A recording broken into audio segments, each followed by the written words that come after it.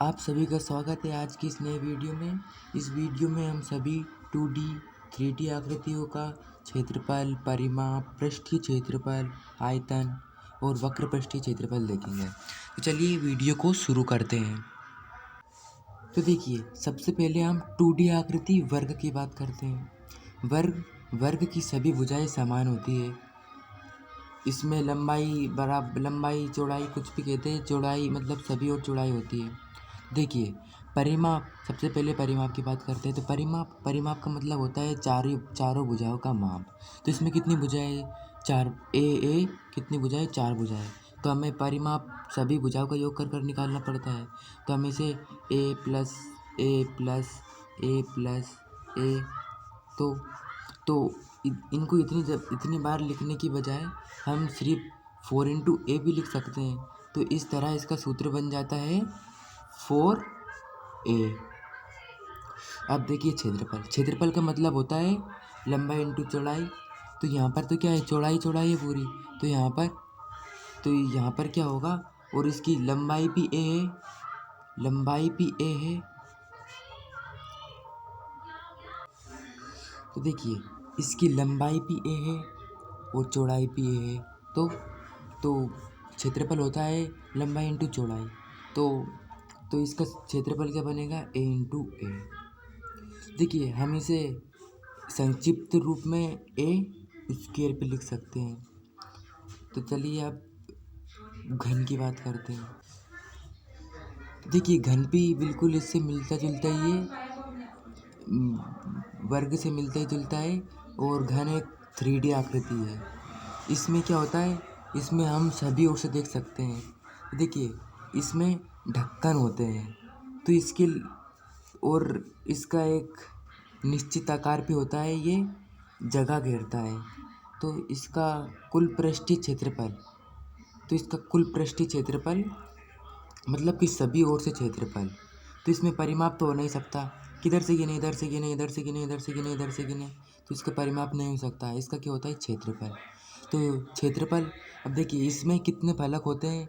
देखो, यहाँ पर एक वर्ग बन रहा है, यहाँ पर एक वर्ग बन रहा है, यहाँ पर एक वर्ग बन रहा है, यहाँ पर एक वर्ग बन रहा है, पीछे भी एक वर्ग है और नीचे भी एक वर्ग है। तो इसमें तो कुल मिलाकर 6 वर्ग है। मतलब कि घन में कुल मिलाकर 6 फलक होती है।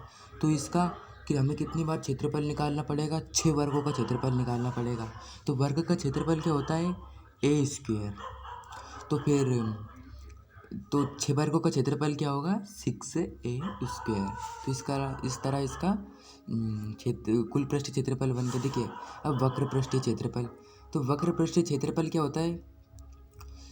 वक्र पृष्ठीय क्षेत्रफल मतलब होता है कि इन ढक्कनों, इधर ऊपर के ढक्कन को और नीचे के ढक्कन को छोड़कर इसके पूरे गोलाई में, मतलब इसका क्षेत्रफल, ऊपर के और नीचे के ढक्कन को छोड़कर इसका क्षेत्रफल। देखिए, अब ऊपर और नीचे को हटा देंगे तो इसके कितने फलक बचेंगे? 4 फलक बचेंगे। तो इसका सूत्र क्या हो जाएगा? 4a²। तो ये वक्र पृष्ठीय क्षेत्रफल का हो गया। अब देखिए, आयतन का मतलब होता है इसमें कितनी चीज़ें समा सकती है, इसमें कुल कितने चीज़ें समा सकती है। तो अब देखिए, आयतन में स्क्वायर नहीं क्यूब होता है। तो इसका सीधा सा आयतन का सूत्र होता है a³। अब हम आयत देखते हैं। तो देखिए, आयत में लंबाई भी होती है और चौड़ाई भी होती है।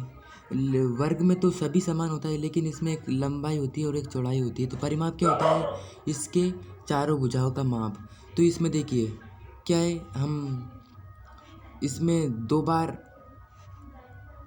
b जोड़ सकते हैं और 2 बार a जोड़ सकते हैं, क्योंकि 2 लंबाई है और 2 चौड़ाई है। तो देखिए, तो 2 बार जोड़ रहे हैं हम l प्लस l और b प्लस b। तो ये कितनी बार है? 2 बार है। तो इसे हम 2l प्लस 2b। तो अब इसमें से फिर 2 को कॉमन ले लेते हैं। तो हमारे पास सूत्र क्या बन जाता है?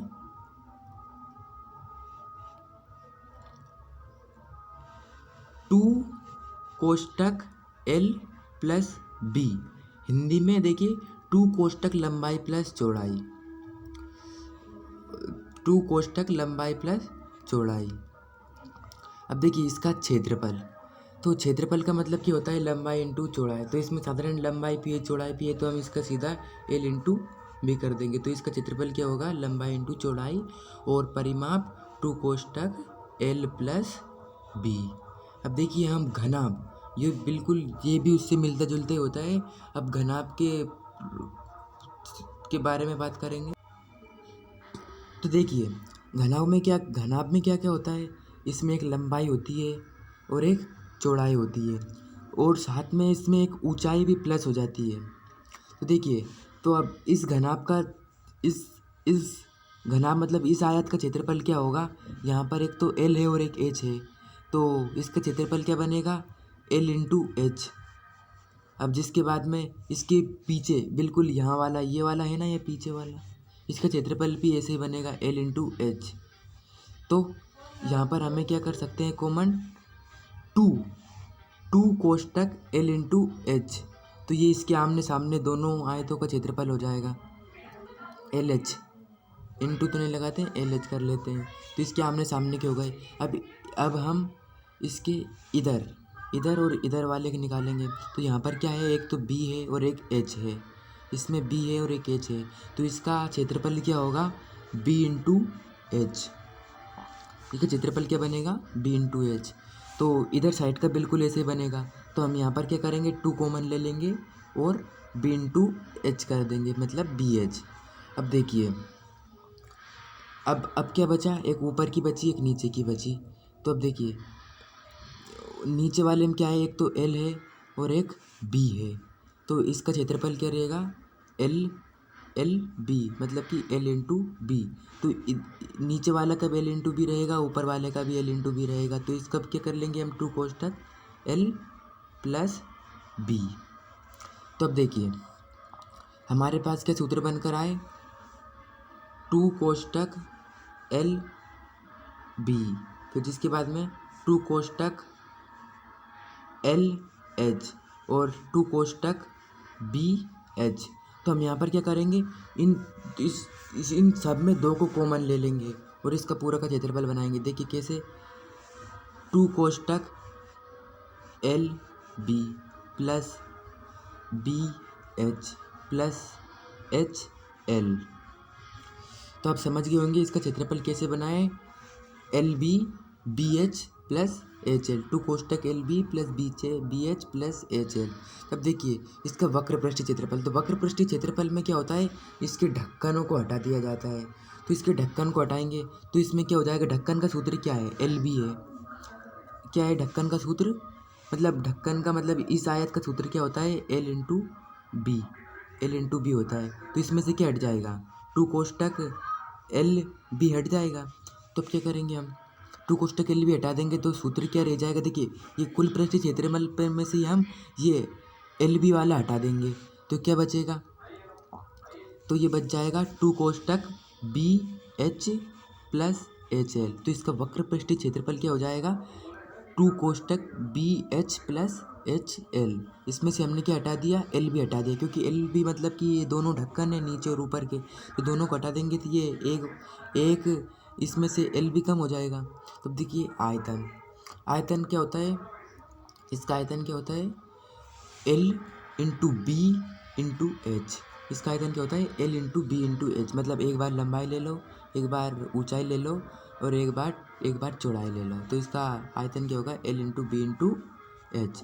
और इसका कुल पृष्ठीय क्षेत्रफल टू कोष्टक l b plus b h plus h l, वक्र पृष्ठीय क्षेत्रफल टू कोष्टक b h plus h l तथा आयतन l into B into H.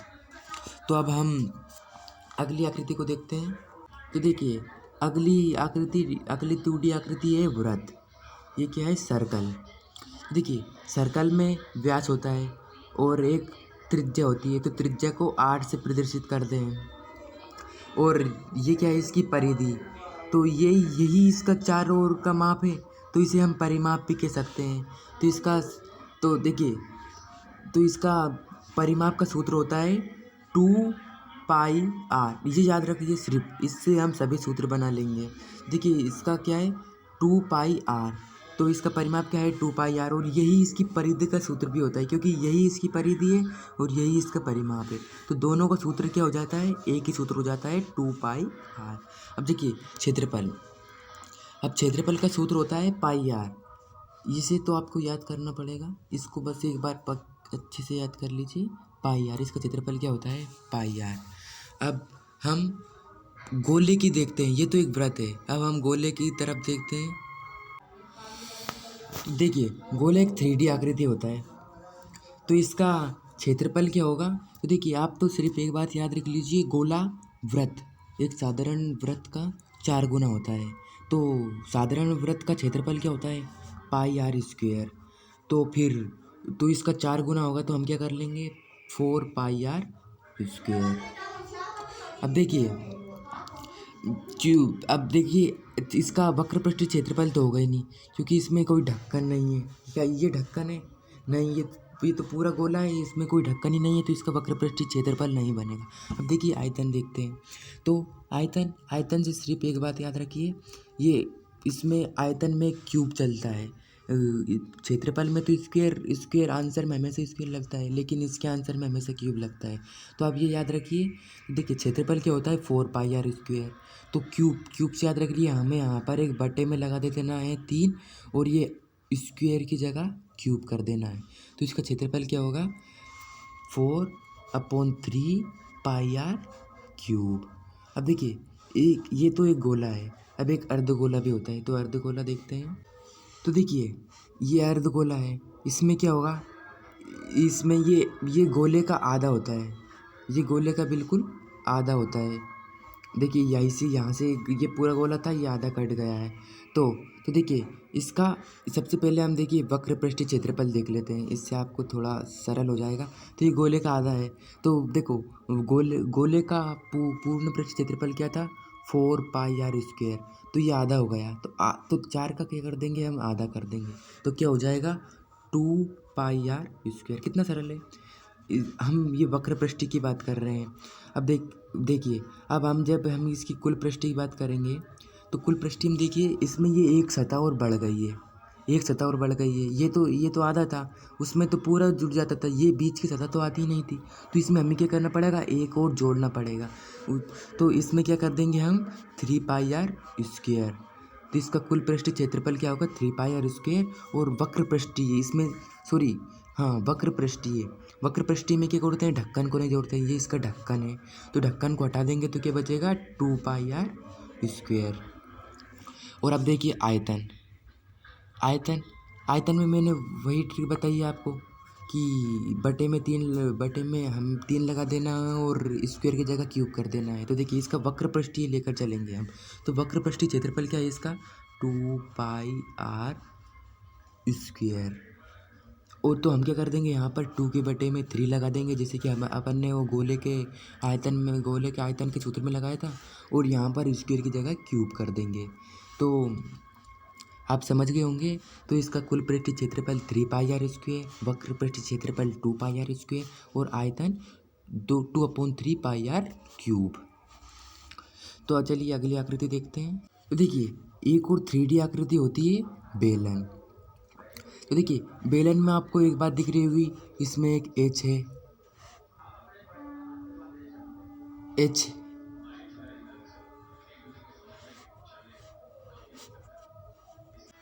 देखिए इसमें एच होता है, और एक यहाँ पर देखिए गोला भी बनता है, तो यहाँ पर एक आर मतलब त्रिज्या भी होती है, और एक नीचे भी गोला बनता है ढक्कन। तो इसमें देखिए आप सबसे पहले तो इसमें ढक्कन दिख रहे हैं, तो इसका भी एक वक्रपृष्ठीय क्षेत्रफल होगा। देखिए तो हम इसका कुल पृष्ठीय क्षेत्रफल देखते हैं पहला। तो कुल पृष्ठीय क्षेत्रफल देखते हैं। तो देखिए यहाँ पर आप एक बात और करिए कि यहाँ पर एक के ऊपर एक गोले रखे होंगे, तभी तो ये आयत बन गया है, तभी तो इसकी एच बन गई है। तो देखिए एक तो क्षेत्रफल मतलब क्या होता है, इसके चारों ओर मतलब पेंट लेकर देखते हैं तो इसको चारों ओर पेंट करने में जो वो होगा तो वो क्षेत्रफल होगा, उसकी सतह चारों ओर की सतह क्षेत्रफल होगी। देखिए, तो यहाँ पर एक गोला बन गया है, मतलब ये बहुत सारे गोलों से मिलकर बना है। तो मान लो गोलों की संख्या h से प्रदर्शित कर दी है। किससे प्रदर्शित कर दी है? h से। तो h से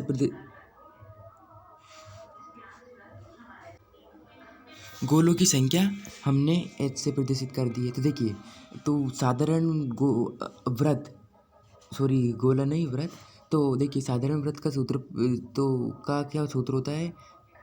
2πr/h। तो यहाँ पर क्या हुआ है? 2πr/h, देखो सॉरी 2πr होता है, मैंने यहाँ पर h भी कह दिया। क्या होता है? 2πr।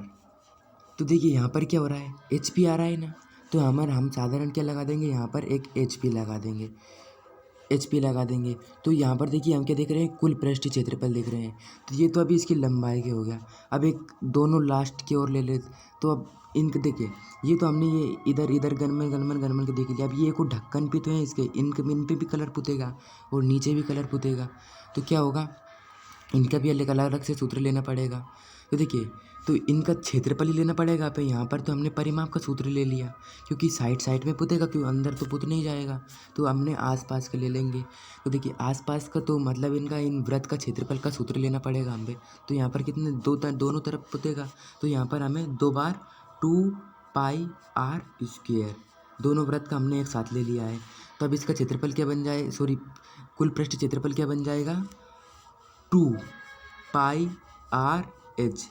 ये तो इसकी हमने सतह पोत दी, मतलब कि इसकी सतह का क्षेत्रफल हो गया, प्लस में 2πr²। तो इसका ये भी हो गया, मतलब ये अब तो पूरे का क्षेत्रफल हो गया। तो अभी देखिए इसको ऐसे इस तरह से भी सोल्व कर पाएंगे हम, और इसको एक शॉर्ट कर लेते हैं अपन। क्या कर लेते हैं इसमें? देखिए इधर भी 2πr आ रहा है और इधर भी 2πr आ रहा है। तो हम क्या करेंगे? यहाँ पर 2πr कॉमन ले लेंगे और कोष्टक में h+r, क्योंकि देखिए यहाँ पे r है और यहाँ पर डबल r है, r का स्क्वायर है ना, तो डबल r है। तो ये r तो चली गई, तो यहाँ पर एक r बच गया था, तो h+r।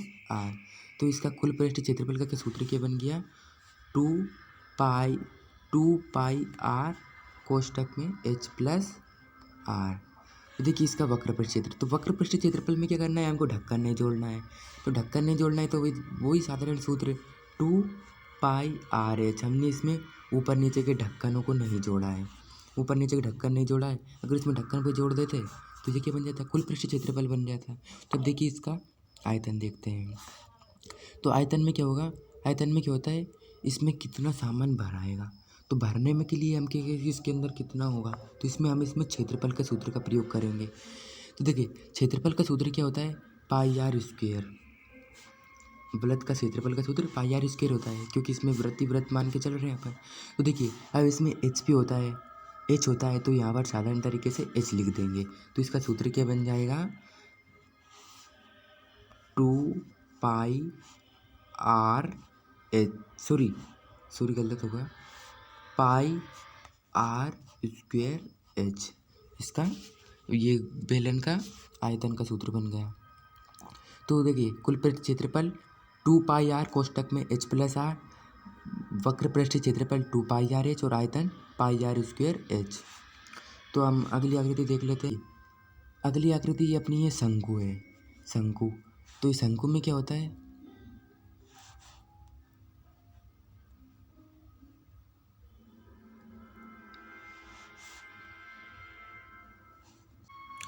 तो देखिए आप तो शंकु की एक बात याद रखिए, ये बेलन का 3 गुना होता है। तो देखिए 3 गुना कैसे होता है?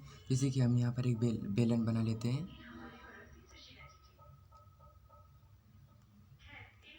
तो देखिए हमने एक बेलन बना लिया, ये बेलन बन गया।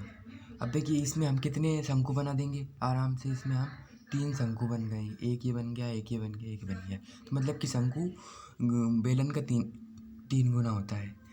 देखिए आप तो देखो इसके आपको एक सूत्र वक्रपृष्ठ क्षेत्रफल आपको इसका याद करना पड़ेगा। देखिए वक्रपृष्ठ क्षेत्रफल का सूत्र होता है पाई आर एल। क्या होता है वक्रपृष्ठ क्षेत्रफल का सूत्र? पाई आर एल। तो अब देखिए इसमें क्या है, एक एच पी है, एक आर पी है, सॉरी एक एच पी है और एक तिर्यक ऊंचाई, ये तिर्यक ऊंचाई कहते हैं एल पी, और एक ये आर पी है। तो देखिए तो इसमें इसका क्या सूत्र होगा? पाई आर एल, इसका वक्रपृष्ठ क्षेत्रफल। तो अब देखिए हमने वक्रपृष्ठ क्षेत्रफल देख लिया। अब देखिए वक्रपृष्ठ क्षेत्रफल क्या होता है? मतलब ढक्कन। तो इसमें एक नीचे एक ढक्कन बना हुआ है, तो ढक्कन को हटाकर हमने वक्रपृष्ठ क्षेत्रफल देखा है। तो अब देखिए हम इसमें एक ढक्कन भी जोड़ लेते हैं, तो ढक्कन का सूत्र क्या निकालेंगे अपन? पाई आर स्क्वायर। तो देखिए क्या बनेगा इसका सूत्र? फिर इसमें ढक्कन का सूत्र भी जोड़ देते हैं, तो इसका कुल वक्रपृष्ठ क्षेत्रफल होता है पाई आर एल। और फिर इसमें क्या जोड़ देंगे हम? इसका ढक्कन का क्षेत्रफल भी, तो कोई बन जाएगा पाई आर स्क्वायर। तो इसमें हम क्या कर लेंगे? पाई आर को कॉमन ले लेंगे क्योंकि दोनों तरफ पाई आर है, और फिर एल प्लस आर। वही यहाँ पर आर डबल है तो एक आर बच गया, तो हमने आर जोड़ दिया। तो जिसके आयतन, देखिए अब आयतन देखते हैं। तो आयतन भी इसका बहुत सरल होता है। आयतन तो देखिए आयतन मतलब इसमें कि देखिए मैंने कहा था ना कि ये एक मतलब कि गो होता है ना, बेलन, बेलन का 3 गुना होता है। तो बेलन का क्या सूत्र होता है?